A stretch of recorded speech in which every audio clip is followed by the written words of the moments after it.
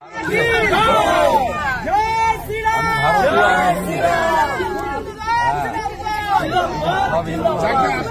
আমাদের ধূপগুড়ি পৌরসভা ভোটটাকে একটু তাড়াতাড়ি করানোর চেষ্টা করুন। আগে মমতাকে তাড়াই, মমতা তাড়াবো তো অবশ্যই, এটি তো একটা স্বীকৃতি আছে। খুব ভালো শোনা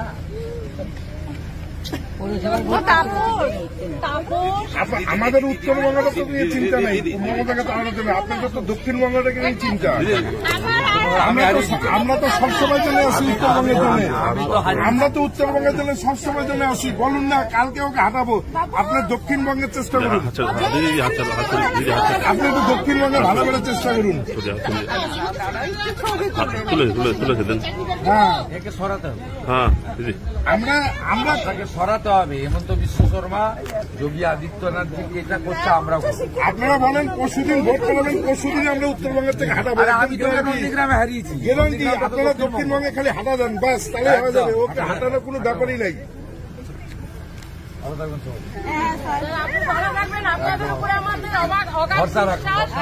সব বাড়িতে দুইটা করে ছেলে বিয়ে করে নিয়ে বসে আছে, কোনো লাভ নেই। রাষ্ট্রবাদীরা একজোট, উপরে নরেন্দ্র মোদী, নিচে কমল, মাঝখানে কিচ্ছু নেই।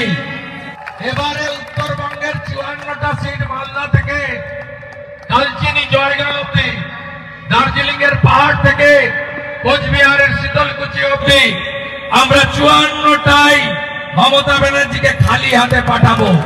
মমতা ব্যানার্জি উত্তরবঙ্গ বিরোধী, হ্যাঁ কি না বলুন। আর আমরা আলোচনা করেছি 22 তারিখে শিলিগুড়িতে তেরঙ্গা যাত্রায় আমি থাকবো। দীপক বর্মন আরো সবার সঙ্গে আলোচনা করছে।